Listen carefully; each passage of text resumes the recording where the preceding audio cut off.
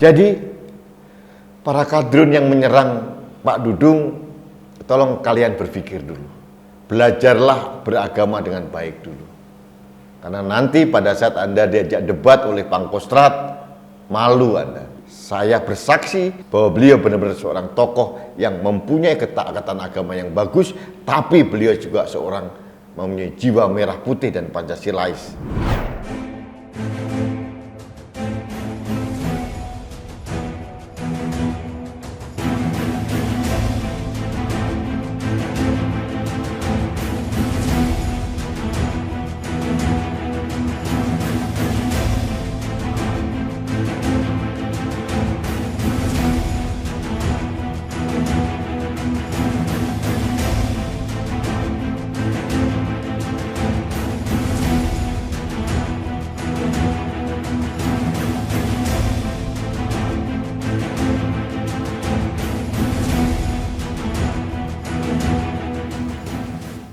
Halo sahabat Indonesia, kita bertemu lagi dalam Opini Rudi. Sahabat Indonesia, lagi rame di media terkait dengan ucapan Panglima Komando Cadangan Strategis Pangkostrat Letnan Jenderal TNI Dudung Abdul Rahman. Kebetulan saya sangat mengenal beliau dan beliau salah satu sahabat saya.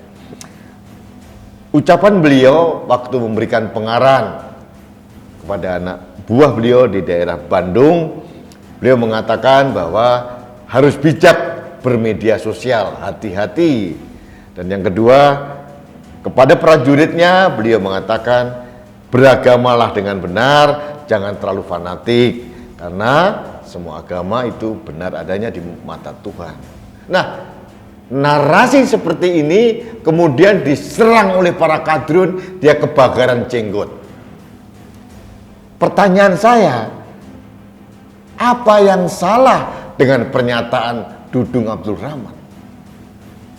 Saya 1.000.000% setuju dengan apa yang disampaikan oleh Letnan Jenderal TNI Dudung Abdul Rahman.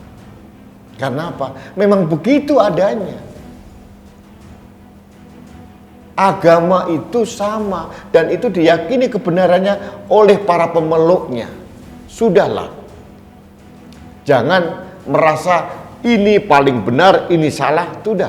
Kalau kita merasa agama kita paling benar, ya sudah. Kita yakini itu, kita jalani itu akidah kita. Kalau pemeluk agama lain mengatakan bahwa agamanya dia paling benar, ya nggak apa-apa, itu haknya dia. Seperti hak kita sebagai muslim mengatakan Islam adalah agama yang paling benar, nggak apa-apa. Tapi yang dikatakan oleh Letnan Jenderal TNI Dudung Abdul Rahman benar, bahwa kita tidak boleh fanatik. Karena apa? Kalau sudah fanatik yang berlebihan, itu arahnya menjadi orang yang intoleran. Nah, kalau sudah intoleran berkembang, bisa menjadi radikal. Nah, kalau radikal, ujungnya berpotensi menjadi teroris. Ini bagus sekali. Dan saya mengapresiasi seorang petinggi TNI yang berani bersikap bahwa kita harus beragama secara bijak dan tidak terlalu fanatik. Nah, itu paling benar. Itu yang namanya seorang jenderal yang merah putih dan agamis. Sahabat Indonesia, kebetulan saya mengenal secara pribadi Mas Jenderal Dudung Abdul Rahman ini.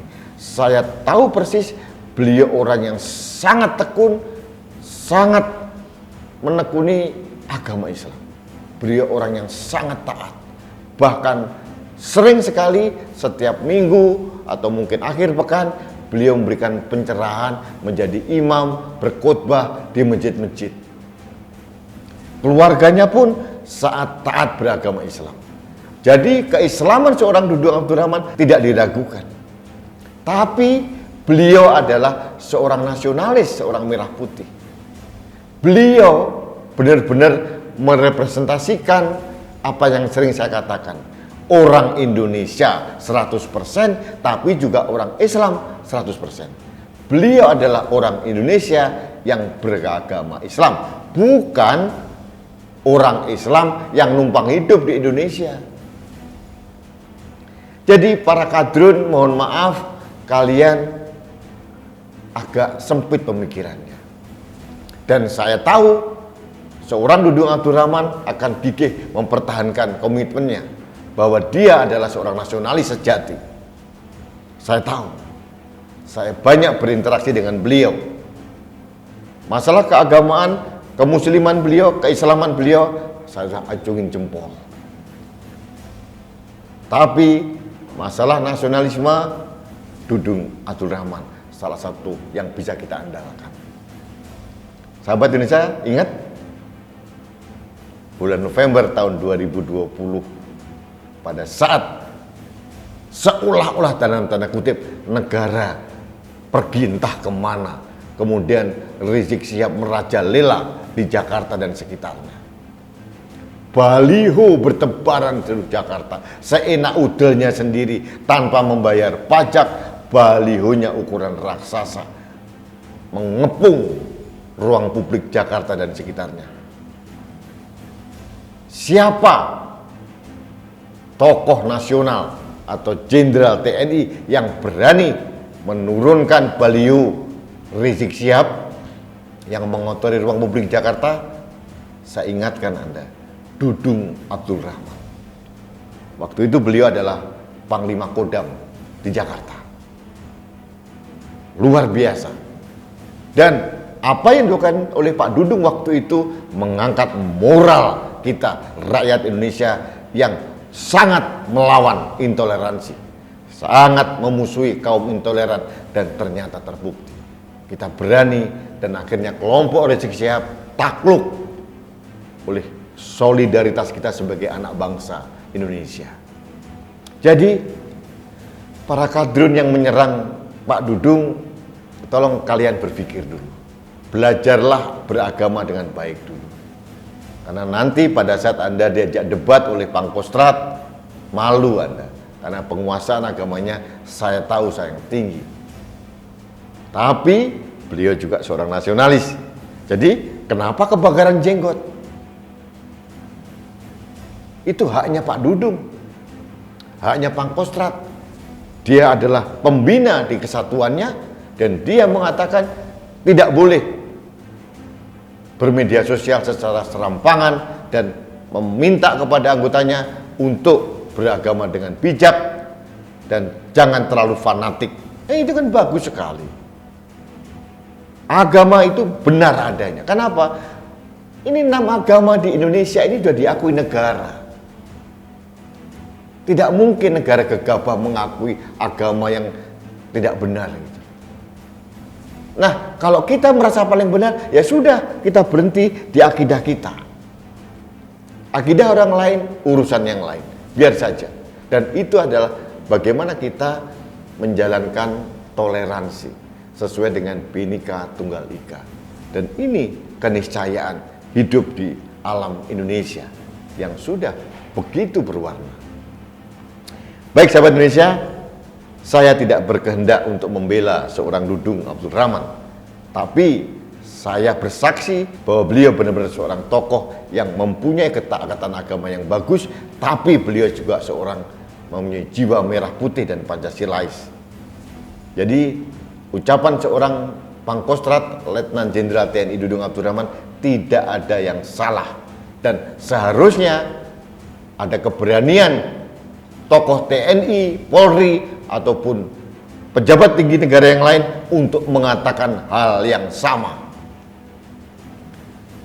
Dan saya belum mendengar itu, dan Dudung Abdul Rahman sudah berani memeloporinya. Ini yang harus kita ikuti dan kita berikan apresiasi. Terima kasih Mas Dudung, jalankan tugas. Anda adalah harapan Indonesia. Baik sahabat Indonesia, demikian opini saya terkait dengan serangan Bani Kadruniyah terhadap statement dari Pangkostrat Letnan Jenderal TNI Dudung Abdul Rahman. Ini salah satu opini saya untuk membela kebenaran. Dalam rangka apa? Hanya sekedar untuk menjaga Indonesia. Baik, tetap saya mengajak Anda untuk taat protokol kesehatan, jaga jarak, kemudian sering cuci tangan, dan yang ketiga sering menggunakan masker. Masker ini sangat efektif untuk melindungi kita, bukan hanya kita. Karena apa? Karena masker saya melindungi Anda, masker Anda melindungi saya, masker kita melindungi Indonesia. Salam satu Indonesia, salam budaya Nusantara, salam toleransi, salam sehat untuk Indonesia. Saya Rudi S. Kamri.